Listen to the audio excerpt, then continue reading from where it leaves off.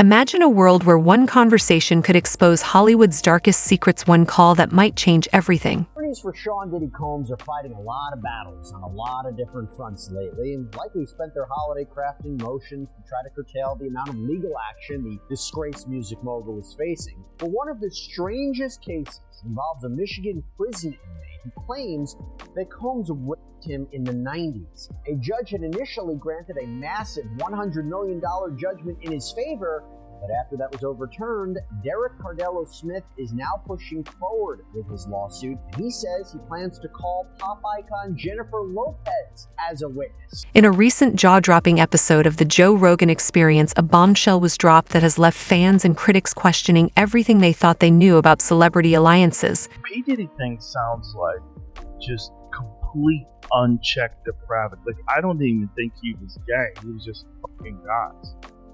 But maybe he's gay, but it seems like he's I think just you have to be a little great. gay. Because then he would just. Oh be yeah, for sure. At women. least for like 10 minutes. he's at least bi. I mean, it might just be whatever drugs he taking.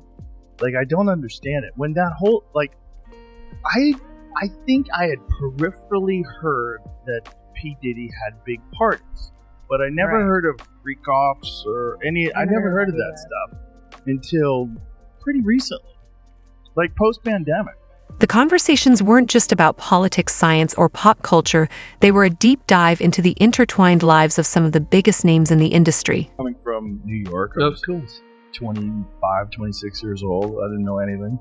I was like, this is so strange. It was just strange to me to be in these like Hollywood parties with this MTV executive who's taking me around and showing me all this stuff. Oh, yeah. She was just kind of like introduced, like, this is what it's like.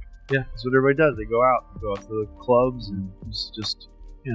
Yeah, the scary thing about LA was that you thought it was all over by 2 o'clock, because they literally pull your drinks at 1:30. Mm-hmm. But then they go to someone's house. Right. And they continue till dawn, Yeah.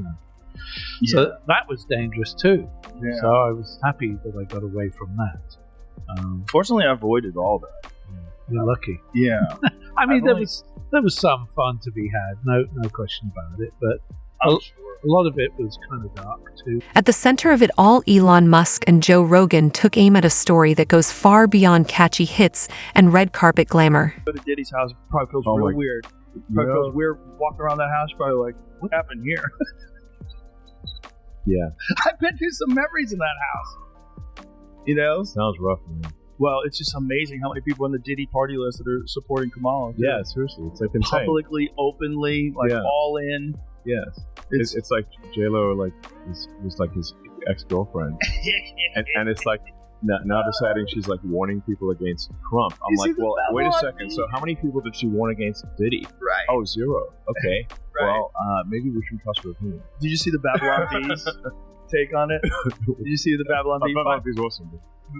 Oh my God, they're so on fire because the left can't say anything. Well, the Onion has been crippled. Well, the problem is that like the post. The woke ideology makes like humor illegal. Yes. So when like there's so many humor no-fly zones, right? You can't make fun of anything. Yeah. Babylon Bee had a thing about Kamala Harris. Diddy's ex-girlfriend urges Americans to trust their judgment. Yeah. By the way, you get to see how bad an actress she is. They zeroed in on Jennifer Lopez's silence regarding Sean Diddy Combs, an icon now facing charges from sex trafficking and racketeering to transporting individuals for prostitution, and that's only the beginning. She's going to be warning people. Why did she never warn anyone about Diddy? Exactly. Yeah. The whole thing is so strange to watch play out. It seems like the Diddy thing was like an Epstein-type compromise deal, where whether he was doing it himself. Conceivably, people want to think that he's attached to some intelligence agency or something like that. I think he's a gangster who made $1 billion and knew how to control people by compromising them. That's what I think. Whether or not he had help, I don't know. Whether or not he shared some of that information with people so they knew they had compromising stuff on people, I don't know. But clearly he was doing it for his own jollies too. There was something sick about it. Elon Musk, the controversial CEO of Tesla and SpaceX, didn't mince words during the podcast. He listed Lopez for not warning anyone about Diddy's alleged misdeeds, a sight of the mogul that the music world may have known all too well but chose to ignore. I mean, the thing is that people in the music and entertainment industry had to know that Diddy was like abusing, kids basically, and yet they still fed him kids. And like, where's the accountability? There had to be rumors. There had to be. They had to know. Yeah. They had to know. Cat Williams was talking about it on Exactly. on that podcast. But like, who's feeding him the kids? Right. Yeah. And what videos do they have of these people where they're willing to defend him, and they're willing to keep quiet about all this? Like, how many people were compromised? His statement not only startled listeners but also forced a re-examination of the past, making us wonder what secrets have been buried beneath layers of glitz and success. As the coverage started to subside, West flipped the script on his X page. So his page has since been removed, and I'll get more on that in a moment, but screenshots of his tweets show he posted in all caps, "Free Puff." He then went on to post or tweet, "All these celebrity N-words and B-words is scared. Y'all will watch our brother rot and never say S." He went on to post, "I stood up for Puff and I'm still winning 20 Grammys next year and doing the Super Bowl." He also posted that slavery is a choice, which of course got some backlash from other X-users. But West seemed to double down as his rant continued with, "What you all gonna do? Cancel my sneaker deal? Cancel my record deal? Freeze my accounts? F y'all, N-words. Slavery is a choice. I am speaking my mind now. I ain't editing S again ever." He later tweeted, "This man gave his life to us. This is my idol. This is my hero," seemingly referencing Sean Combs. The narrative takes a sharp turn when we consider the allegations against Diddy himself. Once celebrated as a pioneer in the music industry, Diddy now stands accused of some of the most serious crimes imaginable. Defendant Combs sexually assaulted a 17-year-old minor male while at a popular nightclub in New York City. This case seeks compensatory and punitive damages for that sexual assault. The assault occurred in Soho, New York, after Doe was drugged and taken to a private area of a nightclub by Combs' associates. The conduct described herein is shockingly typical of how defendant Sean Combs conducted himself for many years. Many individuals and entities facilitated and conspired with this abhorrent conduct. Sean Combs believed he was above the law. He is not. Now, quite the way to start a lawsuit, right? Now, I will tell you, though, it is very characteristic of the lawsuits that have been filed by the attorney behind this one. I'm talking about Tony Busby, that Texas attorney who apparently represents several Combs accusers. So where does Jennifer Lopez come into play? Once romantically linked to Diddy from 1999 to 2001, Lopez now finds her past connection with the mogul thrust into the spotlight. She launched a successful career as a dancer and then later an actor. J-Lo, however, had her eyes set on becoming a singer. And instead of taking the usual path into the music industry, J-Lo decided to take a different approach, choosing instead to align herself with Combs. Combs decided he would take from other artists, employ dirty underhanded tactics, and use his power, money, and prominence in the music industry to make J-Lo's dreams of becoming a successful singer come true. So Combs, along with another powerful music executive, made sure that J-Lo became a star. And in return, Sean Combs received J-Lo's loyalty, support, and most importantly, her silence. Despite her impressive career and her recent outspoken political stances, including a fiery appearance at a campaign rally where she lambasted Donald Trump, Lopez has remained conspicuously silent on Diddy's arrest and the allegations swirling around him. Her opponent, on the other hand, doesn't see it that way. He has consistently worked to divide us. At Madison Square Garden, he reminded us who he really is and how he really feels. It wasn't just Puerto Ricans that were offended that day, okay? It was every Latino in this country. It was humanity and anyone of decent character. Some argue that her silence is a calculated move, a deliberate attempt to distance herself from a scandal that could damage her hard-earned reputation. Others suggest she may not be fully aware of the gravity of what has been revealed. You're attending P. Diddy's party. I think Ashton Kutcher in one piece was saying, yeah, his party. Oh, let me tell you about him. Let me think about him. They're wild. guilty by association. Nobody wants to touch that with a 10-foot pole if you're a celebrity. And to be clear, not guilty in the court of law, like No, because of you course can go to not. a party and not commit a crime. Right. You just go around it. The question was it an open secret? But you're guilty by association Right. in the court of public opinion, right? If it comes out that you were attending his parties, everyone's naturally going to think, what were you doing at that party? What was your involvement? Were you involved in the freak-offs? Did you engage in it? It would be a PR nightmare. Either way, the burning question remains, should someone with her influence have spoken up when it mattered most? Advisor to speak with the SDNY. I would say you if would. you had any information, talk to them and provide it to them, because the most important thing is justice for the people that were wronged in the situation. And then I would say follow their lead. And the prosecutors at the SDNY may tell her, look, we don't want you to make any statements in the media at all about anything you observed, what happened with P. Diddy, your relationship, because again, that would be cannon fodder for cross-examination. Stay away from that. And when we go to trial, make your statement on the stand. The podcast conversation only deepened the intrigue while dissecting Diddy's notorious freak parties in Los Angeles, a term that barely hints at the wild rumors surrounding those events. Rogan and Musk made some other shocking observations in that now infamous podcast as well. The whole thing is fucking crazy. Crazy. It's just crazy when you know, because the nutty conspiracy theories is like, oh, there's a bunch of pedophiles in Hollywood. And you're like, come on, that sounds too kooky. And then you see like the Nickelodeon thing and all these, and you're like, what the fuck? How much of this is real? There's a lot more real than I think people realize. Musk's retort was swift and scathing. He pointed out that the very fact Lopez, once so intimately connected with Diddy, chose to remain silent on his alleged crimes should ring alarm bells. And the BBC try to hide that.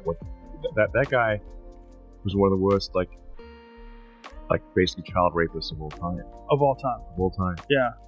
And looked like one. He looked like one. That's like, what's honestly, crazy. if you have a poster of like, does this guy look like Look, the creepiest like fucking an looking guy evil child rapist? Then that 100%. made it to the grave. Like, Yes. got away with it. Yes. Got away with it till he died. They hid it from people until he died. Horrific, but it's also hilarious that it was like the big secret that P. Diddy would make a bunch of these guys suck his dick and do weird shit. Oh, do you think the government does it? Well, P. Diddy does it. Homes in LA and Miami raided by federal agents. Dude, the conspiracies of P. Diddy are like, you know, that as above, so below, that like magical shit the rocket scientists say when they jerk off and look in each other's eyes. What? Jimmy Fox addresses whether Diddy was responsible for his 2023 hospitalization during live shows Eyewitness. Rob, if you got to play this clip, he's not really saying it here. When I watch this, he's not saying it. It's because PBD. This is just them saying what we know. But the clip that I sent Rob is of what was his name, Robbie? Oh, Big Homie CC. Good guy, Big Homie CC. Yeah, because so far, you know what's going. So let me read the story and I'll come to you because I thought it was a video. Yeah.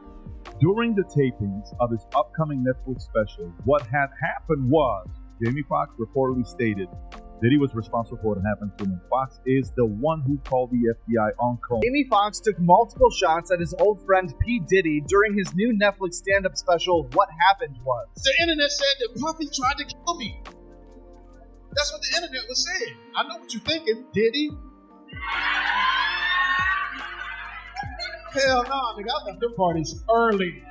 I was out by 9 because something don't look right.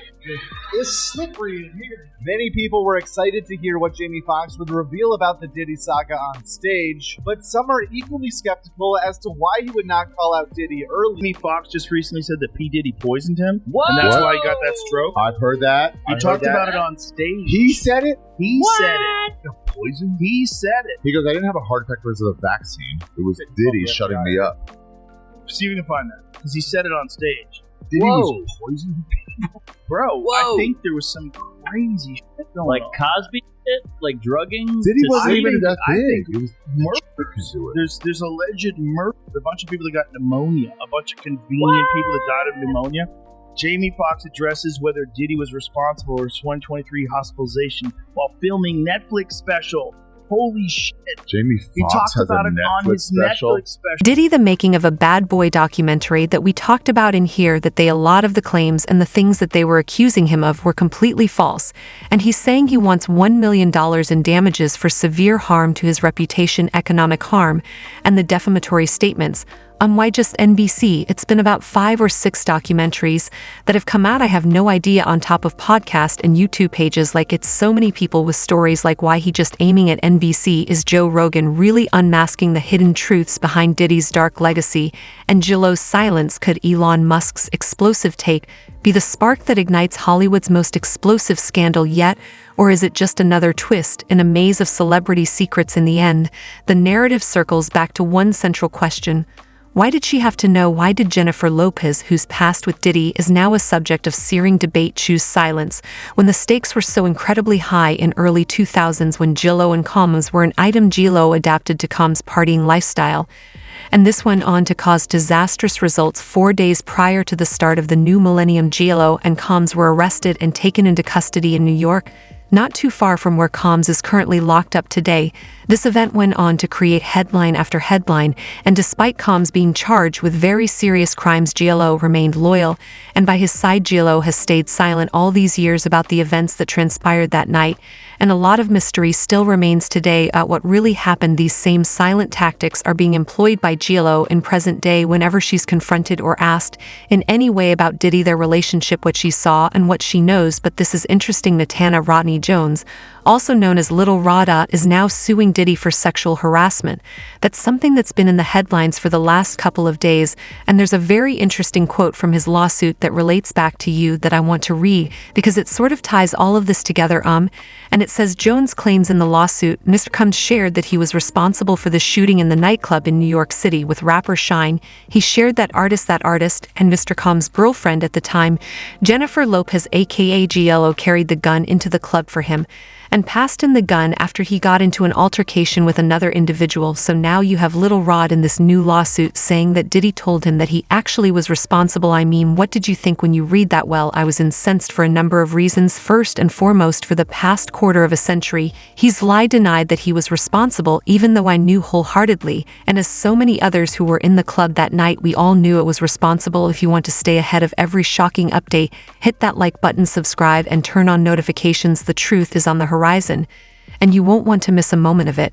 And thanks for watching this video, guys. Bye bye, dears.